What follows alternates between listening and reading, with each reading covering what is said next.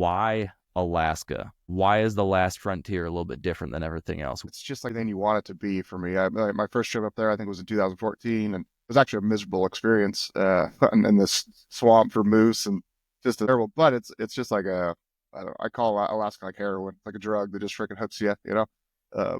And everything's heightened up there.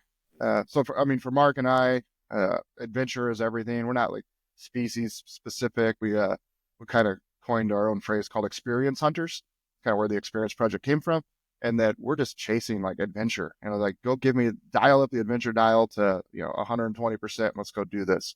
And so it's not about the animal as much as like what are the logistics of the hunt? How far are we hiking in there? What are we dealing with? Weather and mountains and brown bears. That's what Alaska represents. There's this idea that Alaska is untouchable in a way, right? Like we all dream of it, and it's this big grand adventure.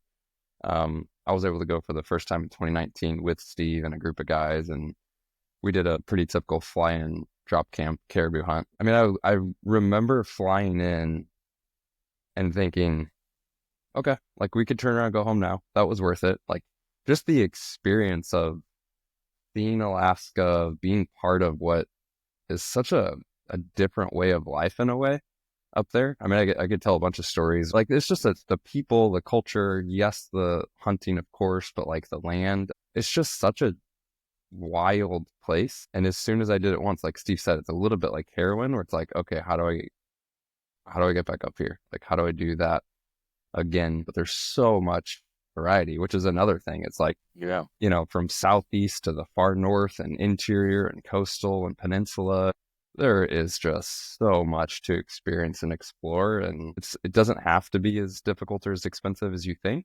I mean, it's not cheap, but you don't have to spend 10 plus grand to do something. And then once you taste it, it literally is a little bit like a drug.